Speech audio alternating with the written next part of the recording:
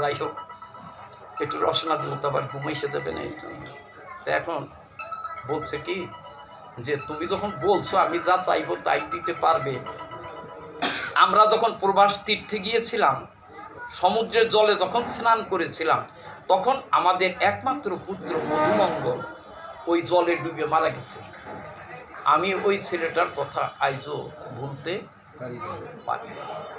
পুত্র শোকের কি বেদনা, পুত্র শোকী বিনে কেউ জানে না। বলছে তা তুমি যখন বলছো আমরা যা চাইবো তাই দিতে পারবে, তাহলে তুমি বলো যে গুরু দক্ষিণা হিসেবে আমাদের ওই যে মৃত পুত্র মধুমঙ্গল, ওকে জীবিত করে এনে গুরু দক্ষিণা দিতে হবে। এখন গুরুদেব গিয়ে শ্রীকৃষ্ণকে বলছেন, কৃষ্ণ বলরাম, তোমাদের মা গোসাইয়ের নাম হলো সুমুখী। বলছে কি তোমাদের মা গোসাইয়ের একটা আকাঙ্ক্ষা, একটা চাহিদা। কি বলেন গুরুদেব? তোমার মা গোসাইয়ের ইচ্ছা কি জানো? আমাদের একমাত্র পুত্র মধুমঙ্গল, আমরা যখন প্রবাস তীর্থে গিয়েছিলাম ওই সমুদ্রের জলে ডুবে মারা গেছে। আমার সেই মৃত পুত্রকে জীবিত করে এনে গুরু দক্ষিণা দিতে হবে তোমাদের। গুরু দক্ষিণা তো গুরুদেব যা চাইলেন। কি কথাটা খুব সোজা, তাই না? একটা মৃত সন্তানকে জীবিত করে এনে গুরু দক্ষিণা দিতে হবে। কাজটা কিন্তু যত সহজ মনে হয় কি তত সহজ, কঠিন কাজ না? কি মামনি, কঠিন না? এইবার হরে কৃষ্ণ, শ্রীকৃষ্ণ কিন্তু বললেন না যে গুরুদেব ওইটা বাদ দিয়ে আপনি টাকা পয়সার দিক দিয়ে আসেন। আমরা হয়তো তো তাই বলতাম, কি যদি টাকা কাছে না থাকে তাহলে হয়তো গৌরদের কাছ থেকে আওলাদ করে দিলাম, দাদা 1000 টাকা দেন, একটা লাল নোট দিয়ে দিল, নাহলে বেগুন কালারের একখান দিয়ে দিল, হয়ে গেল 1000 টাকা। কি টাকা হাওলাত করে দেওয়া যায়, কিন্তু মৃত পুত্রকে জীবিত করে আইনে দিতে হবে, এইটা তো অত আওলাদ চাই আনা যাবে না। এইবার শ্রীকৃষ্ণ কিন্তু বললেন না যে না আমরা এই গুরু দক্ষিণা দিতে পারবো না। এইবার বললেন গুরুদেব আপনি আমাদেরকে আশীর্বাদ করুন। গুরুদেবের চরণে প্রণাম জানিয়ে, মা গোসাইকে প্রণাম জানিয়ে বললেন আপনারা আমাদেরকে আশীর্বাদ করুন, দেখি আমরা চেষ্টা করে আপনার গুরু দক্ষিণা এনে দিতে পারি কি না। এইবার গুরুদেব এবং মা গোসাইকে প্রণাম করে রথ নিয়ে শ্রীকৃষ্ণ চলে গেলেন সেই প্রভাস তীর্থে সমুদ্রের পারে। সমুদ্রের পারে যখন কৃষ্ণ বলরাম গিয়ে দাঁড়ালেন, সমুদ্র এসে বললেন গুরুদেব, মানে শ্রীকৃষ্ণ বলরাম গেছেন পরমেশ্বর ভগবান, তো গিয়ে প্রণাম করলেন। সমুদ্র প্রণাম করে তাদের চরণ ধৌত করে পূজা দিয়ে বললেন, বলুন কি হেতু আপনাদের আগমন, আমি আপনাদের জন্য কি করতে পারি। হরে কৃষ্ণ। বিষয়টা আমি আজকে আপনাদের কাছে একটু বর্ণনা করে বলি, কেননা সব দিন তো আর এরকম আবার কবে এক জায়গায় হব, তো কিন্তু কথাটা বলতে গেলে একটু সময়ের প্রয়োজন। কি বলেন?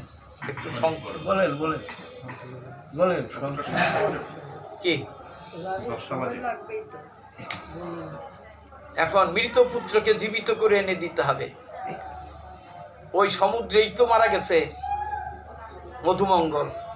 এবার শ্রীকৃষ্ণ একটু রাগের সাথে বললেন, এই সমুদ্র, তোমার এই জলে ডুবে আমার কিন্তু গুরুদেবের ছেলে মারা গেছে মধুমঙ্গল, ফিরিয়ে দাও তাকে, এখনই তাকে ফিরিয়ে দাও, তা না হলে মুহূর্তের মধ্যে আমি তোমার সমুদ্রের সমস্ত জল শোষণ করে ফেলব, তোমার অস্তিত্বই বিলীন হয়ে যাবে। এইভাবে শ্রীকৃষ্ণ যখন বলছে, সমুদ্র এখন কাঁপা শুরু করে দিচ্ছে, বলছে যে আমি তো আর আপনার গুরুপুত্রকে হরণ করি নাই, আমার এই সমুদ্রের মধ্যে আছে পাঞ্চজন নামক দৈত্য, ওই দৈত্য হলো আপনার গুরুদেব ছেলেকে হরণ করেছে। আসল কথাটা বেরিয়ে গেল না? শ্রীকৃষ্ণ যদি এইভাবে ধমক দিয়ে কথা না বলতো তাহলে সমুদ্র তার আসল কথাটা বলতেন না। এইবার শ্রীকৃষ্ণ করলেন কি, ওই আমরা ছোটবেলায় নদীতে গিয়ে যেমন স্নান করতাম, লাফ দিয়ে পড়তাম, শ্রীকৃষ্ণ এরকম লাফ দিয়ে গিয়ে ওই সমুদ্রের জলে পড়লেন, যাই ওই পাঞ্চজন নামক দৈত্যকে ধরে ফেলেন। রে দৈত্য, তুমি আমার গুরুপুত্রকে হরণ করেছ, ফিরিয়ে দাও, তা না হলে এখনই তোমাকে আমি শেষ করে ফেলব। তখন বলছে, হ্যাঁ আমি আপনার গুরুপুত্রকে হরণ করেছিলাম, কথাটা ঠিকই আছে, কিন্তু আপনার গুরুপুত্রটা আমার এইখানে নাই। আপনার গুরুপুত্র আছে সংযমনী নামক জমপুরীতে আছে, আপনি সেখানে গেলে আপনার গুরুপুত্রকে পাবেন। তবু তো এটা খবর তো জানা গেল। এইবার আর এক ভেজাল কি জানেন, এই যে 500 জন দৈত্য, এর সত্যযুগে ছিল শঙ্কাসুর দৈত্য, তার স্ত্রী ছিল বৃন্দা দেবী। তো বৃন্দা দেবী এই শঙ্কাসুর দৈত্যের সাথে নারায়ণের সাথে যুদ্ধ হয়েছিল। তখন স্ত্রী বৃন্দা দেবী বলছিলেন কি, তুমি কার সঙ্গে যুদ্ধ করছো? স্বামীকে বলছেন, তুমি এই নারায়ণের সাথে তুমি যুদ্ধ করে পারবে না, বরং তুমি তার কাছে আত্মনিবেদন করো, তার স্তব করো, তাতে তুমি হয়তো তার কৃপা লাভ করলেও করতে পারবে। এই যে দেখেন, স্ত্রীকে সহধর্মিণী বলা হয় কেন? ওই যে বৃন্দা দেবী, উনি যখন স্বামীকে শঙ্কাসুরকে বললেন, তখন উনি দেখলেন যে না, আসলে এর সাথে আমি যুদ্ধ করে কখনোই জয়ী হতে পারবো না। তখন তার স্তব করলেন।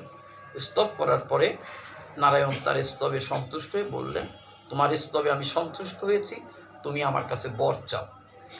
এই বরের কথা যখন বললেন, তখন এই শঙ্কাসুর বর চেয়েছিলেন, আপনি আমাকে এই বর দিন যেন আমি আপনার ওই বদনের অধরামৃত পান করতে পারি, এই বরটা আমাকে দিন।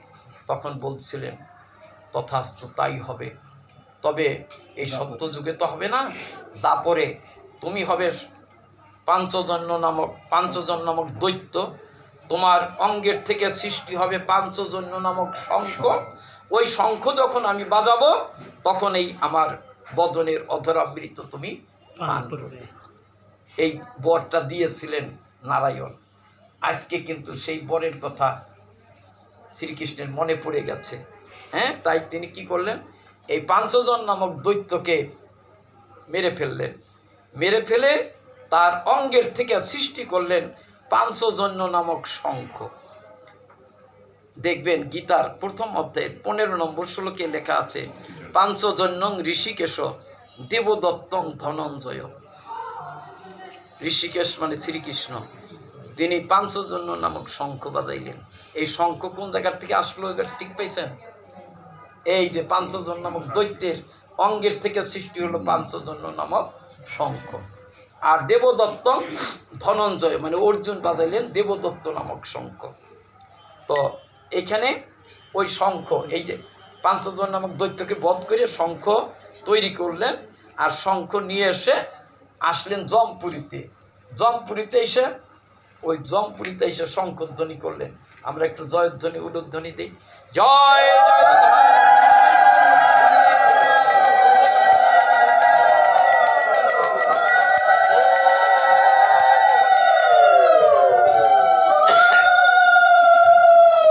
শ্রীকৃষ্ণ এবং বলরাম চলে আসলেন জমপুরীতে, আইসা শঙ্খধ্বনি করলেন। যমরাজ ছুটে আসলেন, কে শঙ্খধ্বনি করে? দেখলেন কৃষ্ণ বলরাম। বললেন, কি হেতু আপনাদের আগমন এত রাত্রে হয়ে গেছে না, কি হেতু আগমন? বলছে, আমার গুরুপুত্র মধুমঙ্গল আপনার জমপুরীতে আছে, সংযমনী নামক জমপুরীতে। সংবাদ তো যায়নি ওই যে সমুদ্রের থেকে, পাঞ্চজন নামক দৈত্য বলে দিছে না, আমি আমার সেই গুরুপুত্রকে নিতে এসেছি। এখন শ্রীকৃষ্ণ যদি নিতে চান, তখন যমরাজ তো তার আজ্ঞাবহ বুঝেন, বৃত্ত। শ্রীকৃষ্ণ যদি বলেন, যমরাজ তাকে ফেরত দিতে বাধ্য।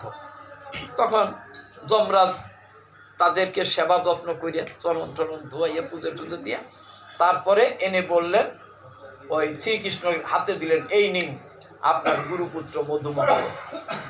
হরে কৃষ্ণ। এইবার গুরুপুত্রকে কাছে পেয়ে গেলেন শ্রীকৃষ্ণ, রথ চালাইয়া মনের আনন্দে চলে আসলেন আবার সেই গুরুর গৃহে। গুরু গৃহে এসে অবন্তিপুর এসে গুরুদেবকে বললেন, এই নিন গুরু দক্ষিণা। হরে কৃষ্ণ। এমন গুরু দক্ষিণা কি কেউ দিতে পেরেছে কোনোদিন? মৃত পুত্রকে এনে দিয়েছে। এখন গুরুদেব আর মা গোসাইয়ের আনন্দ আর ধরে না।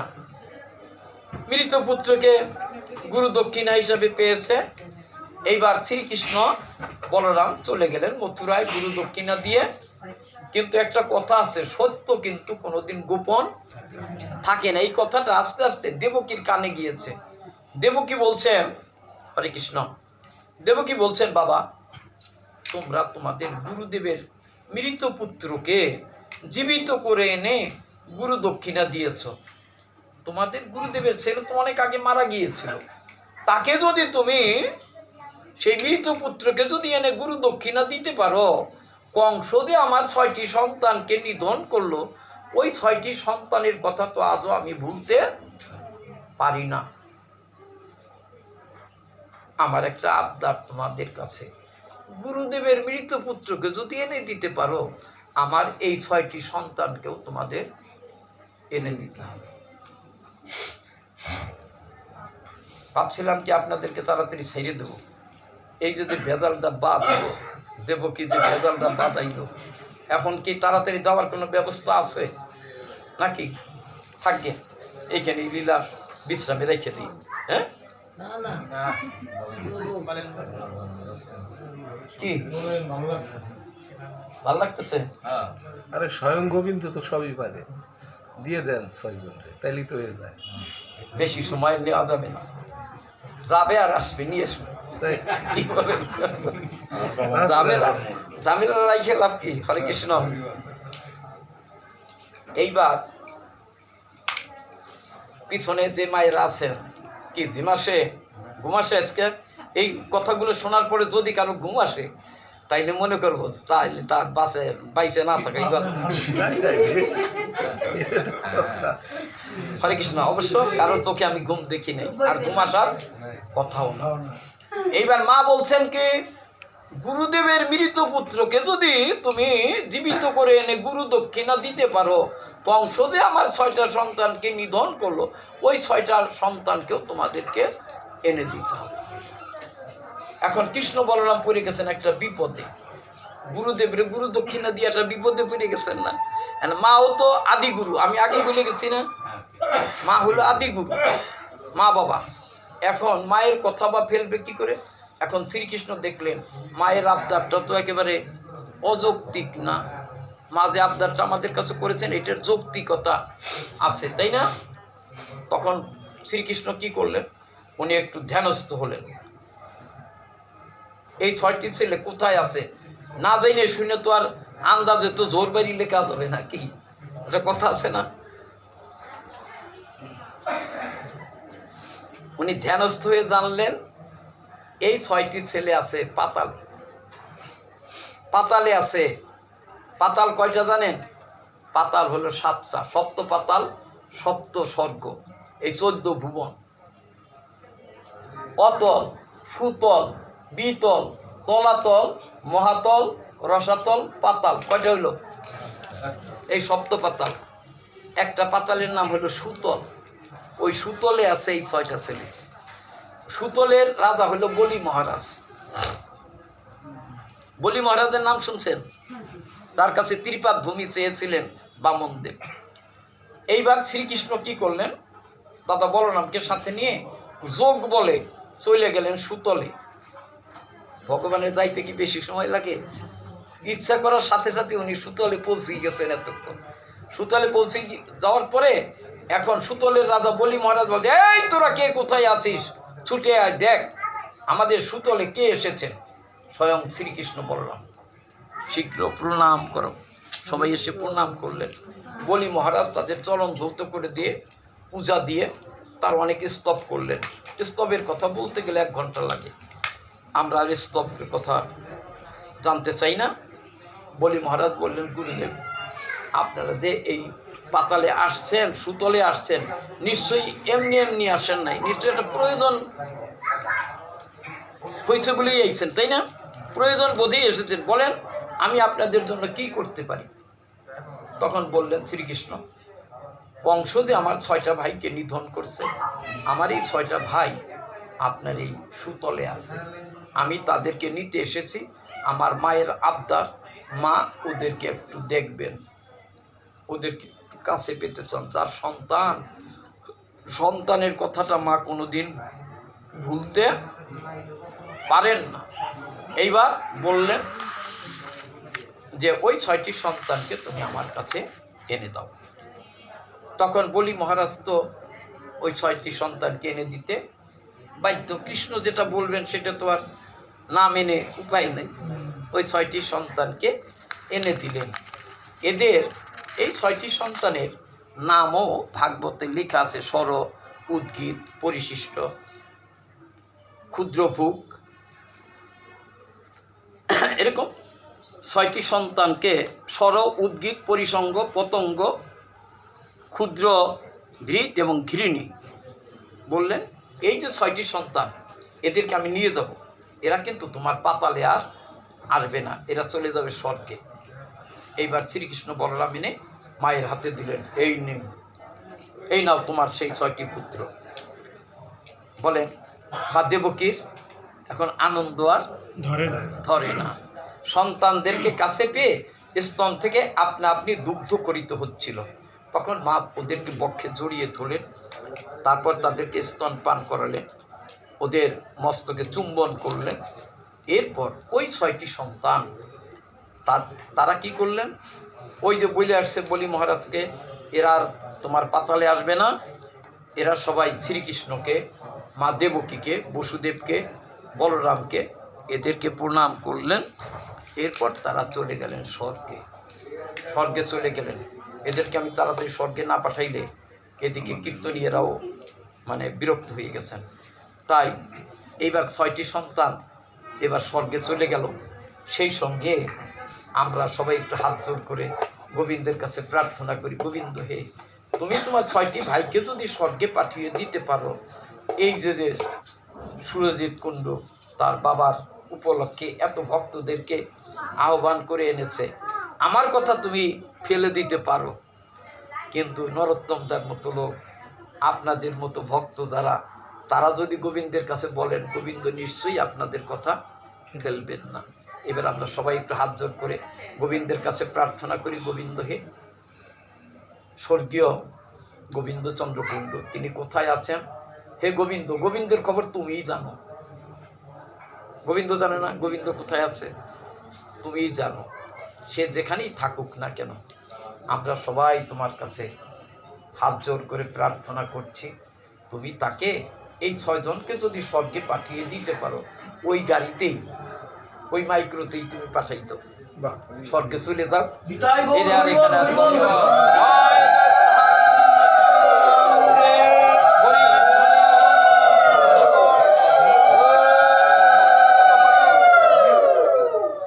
তিনি স্বর্গবাসী হন।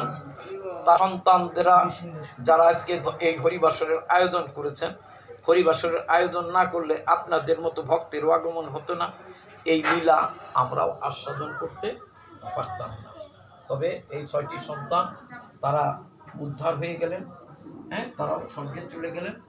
আর এই স্বর্গীয় গোবিন্দচন্দ্র কুণ্ডু তিনিও সেই স্বর্গে চলে গেলেন। লীলার মাধ্যমে তার আত্মার শান্তি হোক। এখানে ভাগবত বললেন, যারা এই লীলাটি পুনঃ শ্রবণ করবেন, শ্রী সুত বললেন, সৌনকাদি ঋষিগণ, ভগবান শ্রীকৃষ্ণের কীর্তি সকল অমর ও অমৃতময়, তার চরিত্র জগতের সমস্ত পাপ ও সন্তাপ নিবারণকারী, আর ভক্তজনের কর্ণকুহরে আনন্দ সুধা বর্ষণকারী, ব্যাসনন্দন